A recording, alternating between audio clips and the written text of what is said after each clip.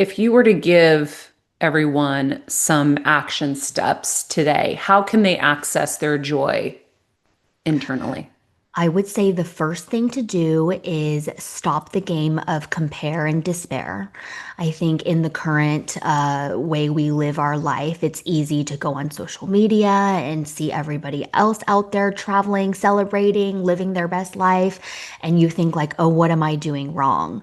But it's simply not a fair comparison because people are only posting what they want you to see. They're not posting their failures for the most part. And so it's not fair to compare your daily life to their greatest hits. And also, comparison is a zero-sum game. You know, not everyone started on the finish line. Not everyone has the same hurdles that they have to jump over. And so I think this constantly like looking at others and not feeling adequate needs to go because it really doesn't do anything for yourself. I mean, if you look at someone and that gives you, you know, like a little boost to do better, work harder, things like that. But mostly it doesn't mostly it just makes you feel bad. The other thing is to do a friend audit because Ooh, a I like that. I always say like one bad apple spoils the bunch. And I never really did a friend audit before. I kind of just let my friends pick me. But then when I thought about it, there were certain friends that I always felt drained after I hung out with them. They would always want to gossip or, Mm. talk badly about other people. I was always picking up the tab. And I just became a little bit more cognizant of it instead of, on autopilot.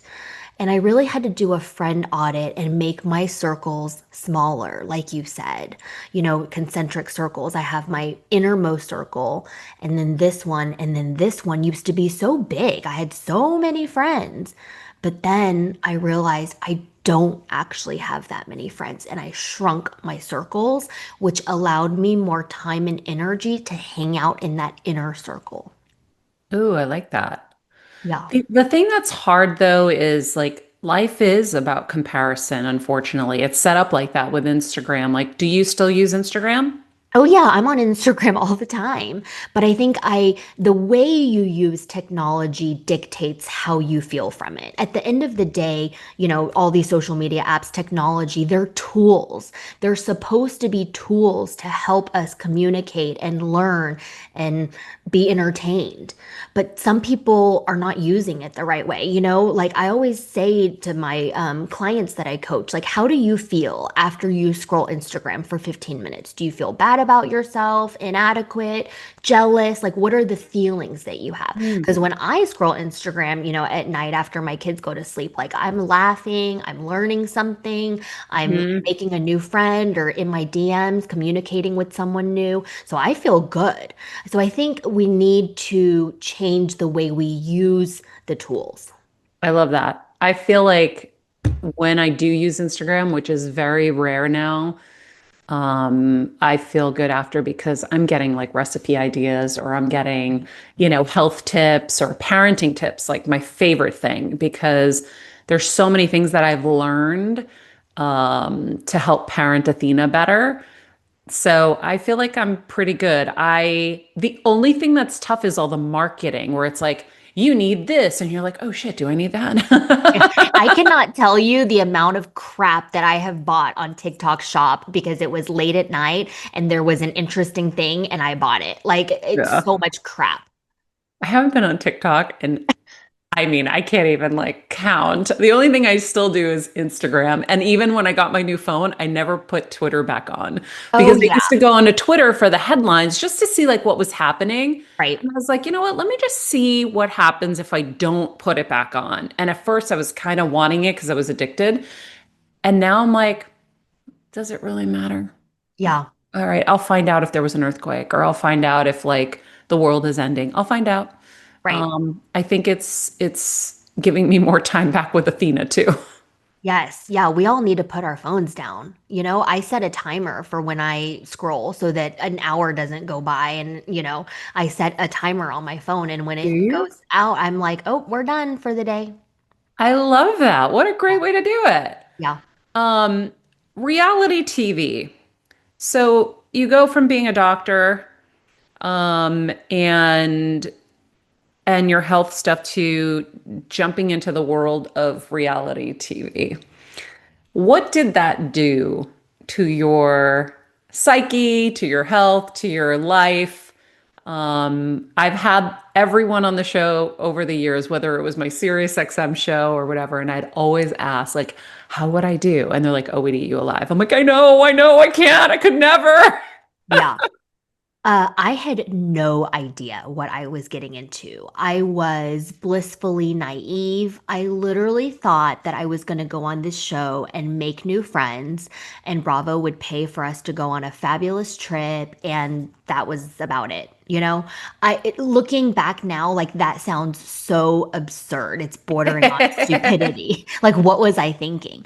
But I was not a watcher of reality TV, and I didn't really understand the dynamics of all this. Yes, I knew that there was drama and you had to like fight a little bit, but I thought it was like fake fighting. I didn't really know it was real fighting. It's At real least, fighting? I thought it was well, fake at fighting least the too. season that I was on, it was real fighting. Like that was not made for Well, because TV. they create scenarios to pit you up against each other. So Correct. then it is Correct. real, but it's Correct. fake, but it's real. They get inside your head and they know which buttons to press, and then they say those things to other cast members to get you guys to fight, right? So I always say, like, at least for my show, it was not scripted, but it is heavily produced. Hmm.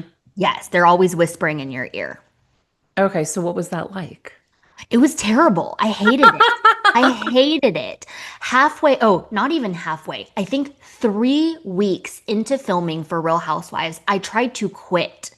I asked the producers if they could demote me to a friend of so that I wasn't a main character and I could like not film as much. And they were like, no, you signed a contract. You have to be full time. And I was like, oh shit. Principal filming for my season was only 12 weeks. And so every week I would be like 3 weeks down, 9 weeks to go, 4 weeks down, 8 weeks to go. Cause I was like, I can do anything for 12 weeks. You know what I mean? Like I went through that whole struggle of infertility for over a year and a half. I did a very demanding anesthesia residency for 4 years. I was like, oh, 12 weeks will be a piece of cake. It was not a piece of cake. It was terrible. I cried more during filming of Oh. Housewives than I've ever cried before. Even my husband was like, please never do this again. Oh, I have the chills. I understand, even though I've never gone through it. I feel it. How long did you do it for? Just one season. That's And then I it. told them I didn't want to come back. And then they took Dallas off the air. And so, like, some of my castmates were saying it was my fault. And I was like, first of all, I don't have that much power. Second of all, it was a sinking ship before I got on. So don't blame me for that shit. Yeah. Wow. Okay, so then what do you have to do after you deal with that? Like, did you end up with any friends from the show No, or just the one that I had going before. So in? no new friends. Yeah. Wow. Yeah. Did you need a lot of therapy after? Yes. A lot. Yes. It was wild. I had no idea what I was How getting. long ago was it? Well, my show aired in 2021, so it was a hot minute ago, and I haven't done Okay. anything since. I was gonna maybe do this show called Bling Empire on Netflix and some other like game show type things, but it just didn't work out. And like, I'm not dying to be on TV again, Like, I never thought that I would be a reality TV star or anything. Like, I was just gonna go to the hospital, put patients to sleep, come home, be a good mom, travel, go shopping. It was not in my head to want to do this. Wow. But I'm glad that I did it. I mean, it really allowed me to find my voice, increase my platform, and now I get to talk about things that are really important to me, like lifting up women, empowering them, coaching them, that sort of thing. That's so cool. Yeah. Turning it into lemonade. Yeah, it's a scary kind of venture for people who have gone through a lot of traumas and now you're being triggered left and right.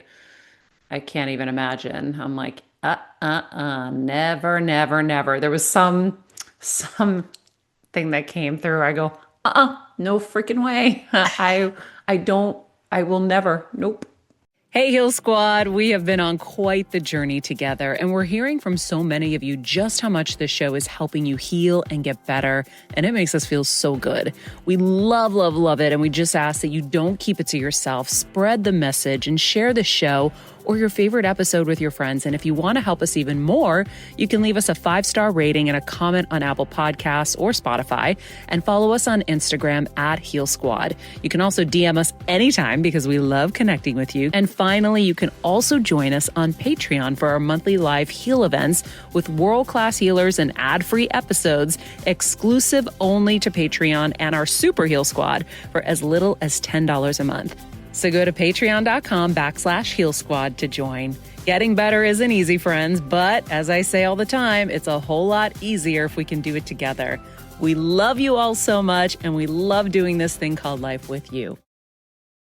This podcast and all related content published or distributed by or on behalf of Maria Menounos or MariaMenounos.com is for informational purposes only and may include information that is general in nature and that is not specific to you. Any information or opinions expressed or contained herein are not intended to serve as or replace medical advice, nor to diagnose, prescribe, or treat any disease, condition, illness, or injury, and you should consult the healthcare professional of your choice regarding all matters concerning your health, including before beginning any exercise, weight loss, or healthcare program. If you have or suspect you may have a healthcare emergency, please contact a qualified healthcare professional for treatment. Any information or opinions provided by a guest expert or host featured within website or on company's podcast are their own, not those of Maria Menounos or the company. Accordingly, Maria Menounos and the company cannot be responsible for any results or consequences or actions you may take based on information or opinions.